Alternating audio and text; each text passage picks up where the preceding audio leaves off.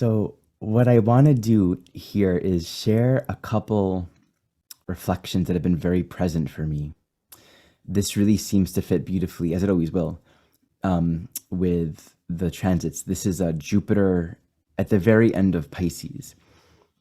This is a very interesting transit because Jupiter is completing its time in Pisces, and then it's just zooming through Aries, which is an appropriate sign to zoom through, and then going to spend a good amount more time in Taurus. It's going to go through half of Taurus before its next retrograde. So we're on the cusp of a really adventurous, quick, profound, and just like a very active and engaging Jupiter period during 2023. And there are many interesting transits to speak to at some point. But right now, for the rest of this month, we have the remainder of Jupiter moving in Pisces. And I feel like there are just some really meaningful teachings and reflections that are in that. So I'll share what I've been sitting with and exploring. I'm going to start with a teaching that I heard from Yogananda a few days ago. This showed up on my YouTube feed. I just found it so inspiring and really essentializing for, I think, so much of what we're learning here. So he told a story, and I'm gonna take the liberty to change some details and just make it more Ari Moshe-fied. There was a yogi that came into a particular life, and this yogi had this deep desire to just know God and to be very close to God. And he did a lot of practices and was very austere and studied very deeply, was very disciplined, and got to a point where he realized, it's so hard being a yogi in this modern age, and it's just really hard to make money. Some nights I'm very cold and I don't have the basic provisions. God, I just want to be with you, and it would be nice to have more money. And so in my next lifetime, can you make me a devout yogi, but also wealthy? And so in the next lifetime, he became wealthy. And he's a devout yogi, and he just wants to be close to God. And he has a lot of money. And he at some point realizes, it's great that I have all the comforts and everything that I need. I don't have to worry about my body. I can just focus on my practice, but I'm lonely. Can you please send me a counterpart? So in his next lifetime, he's a wealthy yogi, and he has a wife. But his wife dies really, really early. And so as he's dying, he's reviewing his life and kind of noting his own grief and says, Lord, in my next lifetime, make me a yogi with a lot of money and give me a wife, but one that will live really long. I don't want to have to lose her again. All right. So he comes back for this next lifetime, and he's a yogi, deep devotional relationship to God, wealthy, and he has a beautiful wife that he loves. And I missed one of the fun pieces. He got the wife, and then one of the lifetimes, he didn't like his wife. So he said, okay, God, give me a wife that I'll like. Then he got that wife, but she died really early. Okay. Then give me a wife that I'll like that will live very long. So he gets the wife that he would like that would live very long. But she ages, and when she gets older, she goes gray and has wrinkles, and he's less attracted to her. And he finds this younger, beautiful woman and decides to divorce his wife and pursue this woman. But this woman really didn't love him or want him. She just wanted him for, his money.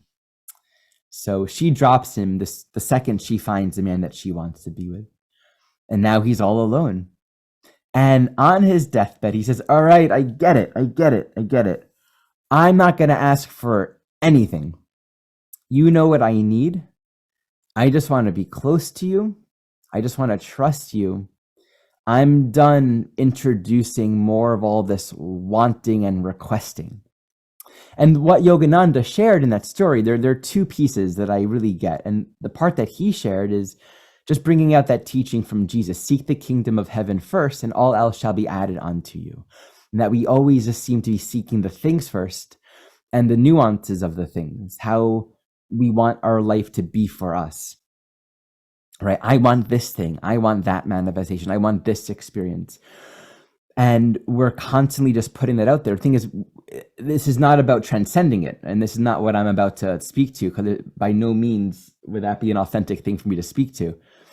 But it's just a matter of fact. Yet we get it, but we're not satisfied.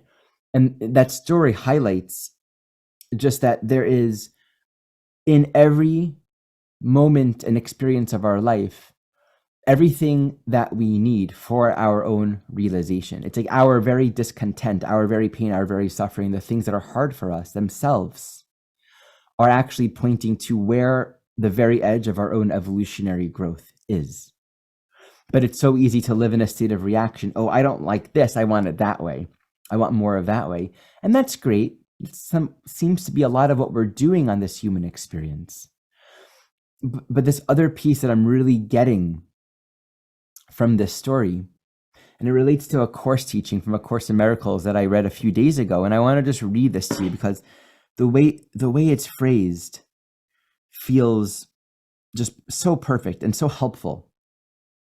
We all know we have desires. We've ended our previous lives, and we're going to end this one with unresolved emotions, probably, right? Maybe not. Maybe not. We'll see. Right? But there are, in this moment for sure, things yet unresolved, things wanted, not had, things lost that we wish we had not, grievances, attachments, fears, anticipations. Like all of these things are present in all of us. It's a very Pluto thing, really. And there's just a beautiful teaching here. All I want is what you offer me, in just the form you choose, that it be mine. All I want is what you offer me, in just the form you choose, that it be mine. This has nothing about suppressing our desires or what we want or trying to change it. It actually recognizes that there's an underlying source and intelligence that gets us, that knows us deeply, deeply. It knows what's unresolved in our hearts, but it knows the quickest path towards resolution. Our identity constructs and our fears will say, here's what's unresolved and here's what I want, and this is how I want it. We do it all the time. And where we, I think, get confused very easily is there's truth in the acknowledgement of what's unresolved, of what we're craving or what's present inside, what is unsettling inside. But then we take it to the next step and we think we need to take control of that. And there's something about the relationship between absolute honesty and acknowledgement, and then also a sort of surrender. And I don't know what to do with this.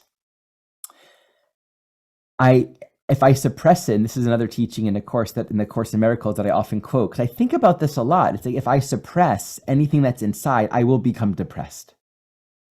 But if we take control and we just act on it, at some point, in particular, that which in some way affirms a state of separation, right? Any thought or action that says right now isn't enough, there's always going to be a little bit of guilt that's generated in trying to move towards what will affect that sense of enoughness, be it in a relationship or a circumstance, even in the kitchen. If we're just so, this was my experience last night. I didn't want to clean the kitchen, but I'm doing it. But there's actually, this is like a little bit of the reverse. I felt a little bit of depression in doing it, but I imagined guilt in not doing it. It's always going to be one way or the other. And I had to allow myself to fully meet the guilt and acknowledge it and consciously make the decision. I'm going to take some time to sit alone in the dark. And then read a little bit of a book. I really need it. And that just recharged me. And I went and I joined my family with a movie that we were all watching. And then this morning, I had the energy and the clear alignment to clean the kitchen to some extent, most of it. the introduction of our own personal will and our own personal choice making relative to what to do, how to do it, when to do it, how to go about it, oftentimes will introduce a lot of guilt and depression. And it's gonna require a lot of control. And usually we'll actually need to control many, many other subfacets of our own life in order to continue in our version, in our direction. But just this statement, and I'll read it again. All I want is what you offer me in just the form that you choose it be mine. I love that part. In the form that you choose that it be mine. Like, I trust the Tao. I trust this greater intelligence to give me all that I need in the form that's best for me. It's so beautiful. So we have these unresolved desires and this sense that there's more. There's more to the journey. There's more that wants to be seen, more that wants to awaken, more that I have not yet quite understood or figured out yet. There's more experience to have.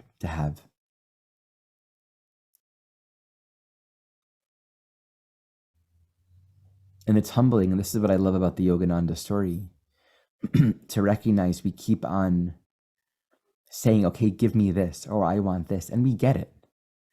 But we also get a lot of suffering with it. There's no way around it.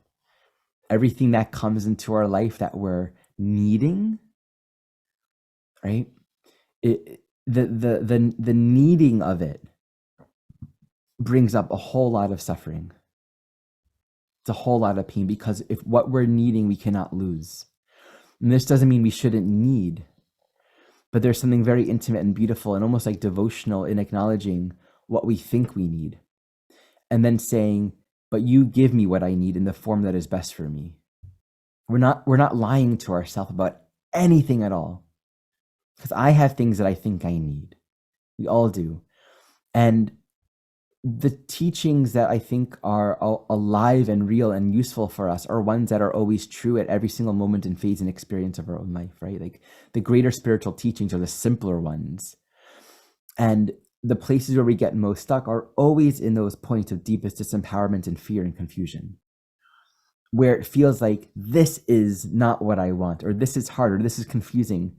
This is showing me so deeply, so profoundly exactly where I don't want to be. And yet it's in those moments where the possibility of a greater grace and practice and humility is the most important.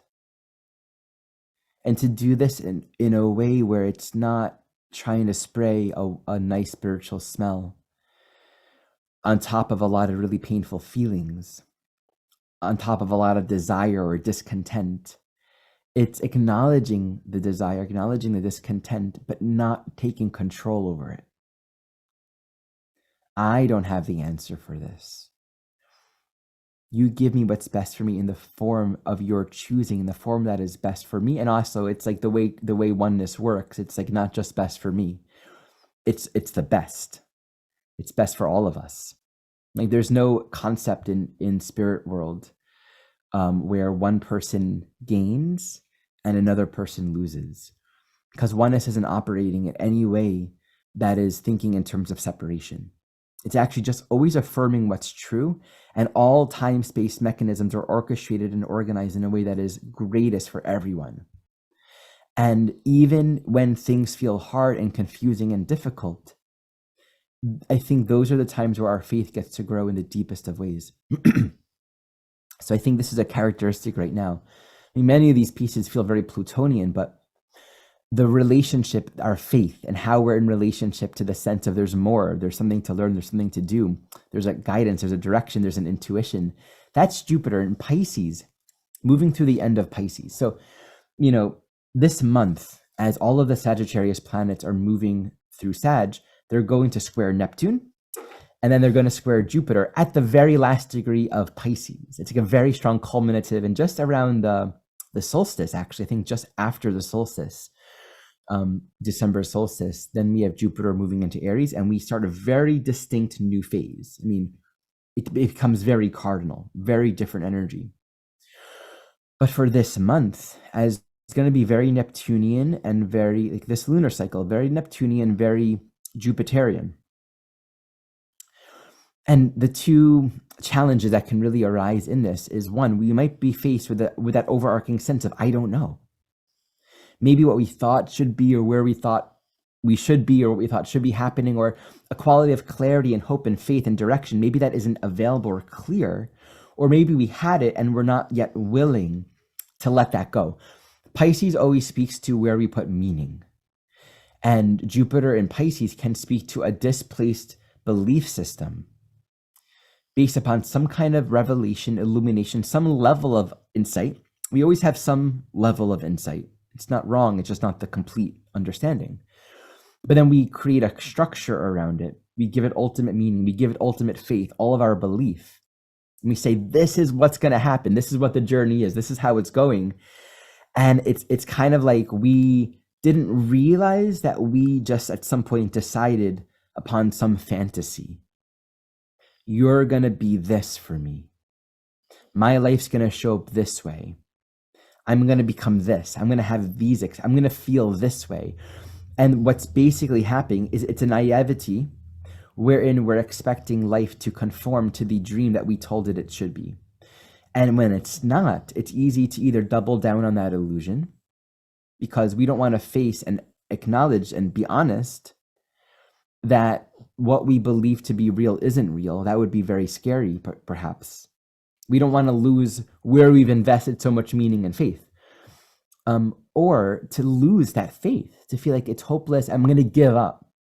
I think it's times like these where the philosophical nihilism and emptiness and pointlessness can be very strong.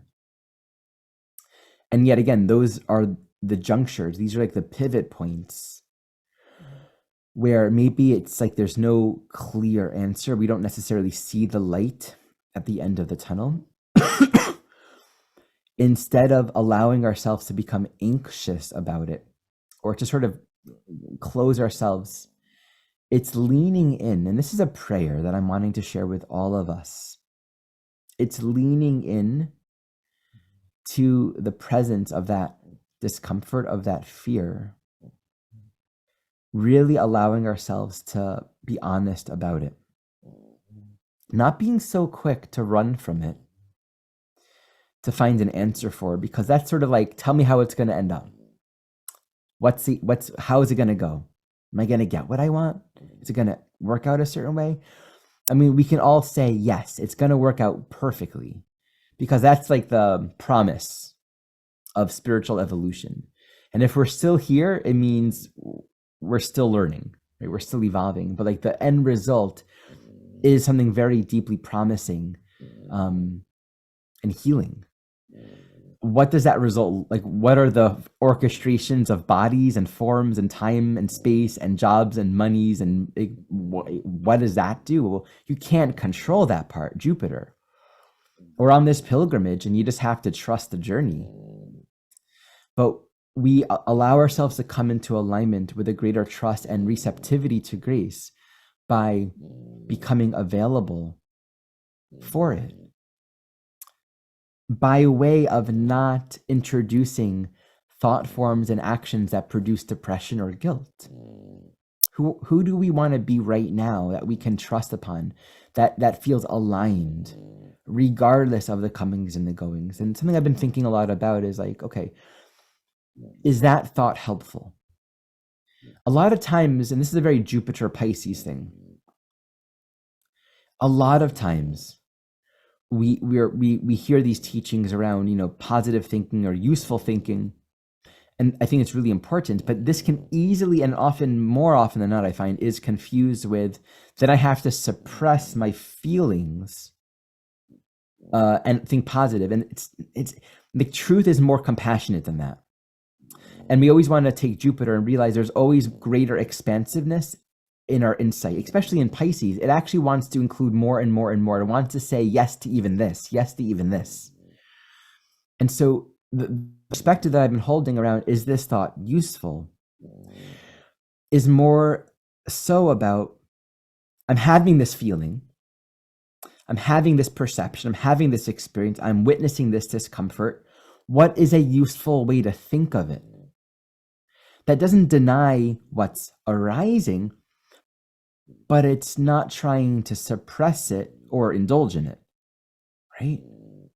Like there's a very beautiful, optimistic way of being with discomfort and pain and confusion and that which is unpleasant, in recognizing in every experience there's a useful thought. There's a useful way of relating to it. We can relate to all things from a distrustful, jaded, or victimized place, or an anxious, seeking, fearful place, or a repressed place.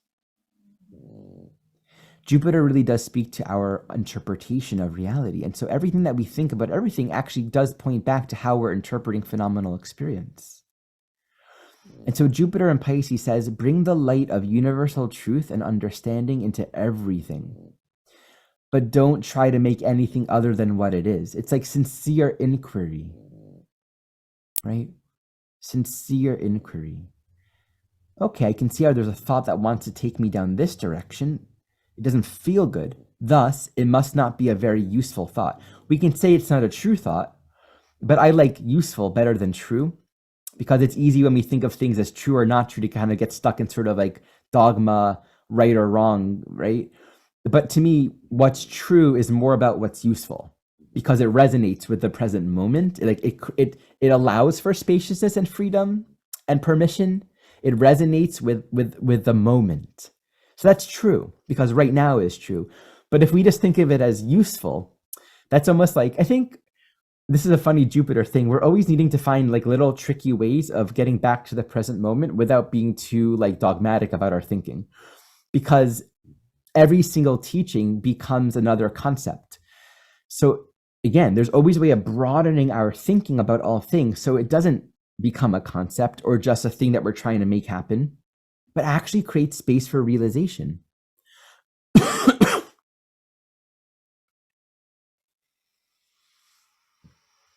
So yeah, I just really wish that for all of us, because I think it can feel really confusing and disorienting, like the sense of I don't know where this path is going.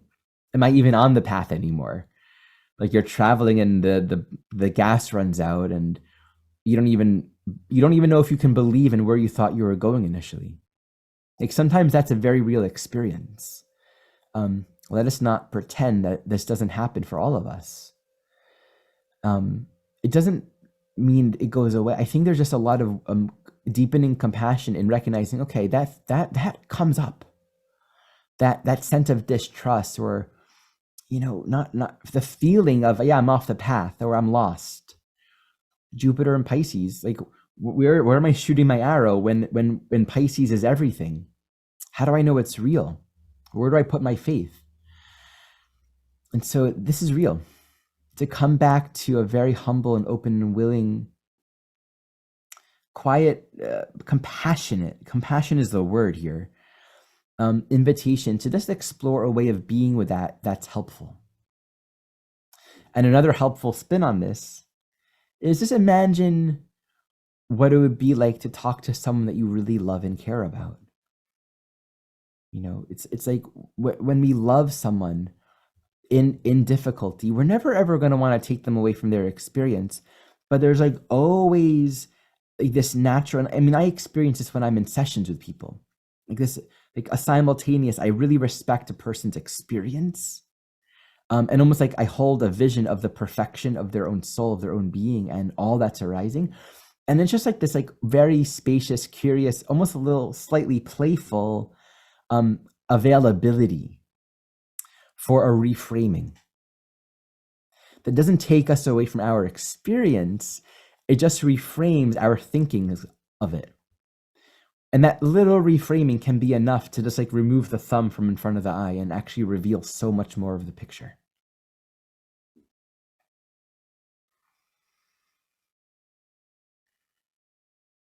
So to really wish for one another that we can feel good about where we are, that we can feel that we are where we need to be. There's nothing more precious than that, right?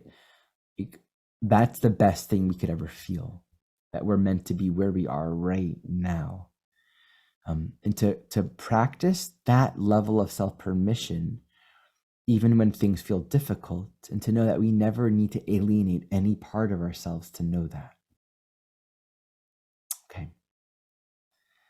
So thank you for receiving the share. I'm going to end the recording here, and I'm just going to open up the space for us to interact and share with each other in whatever way feels good for us.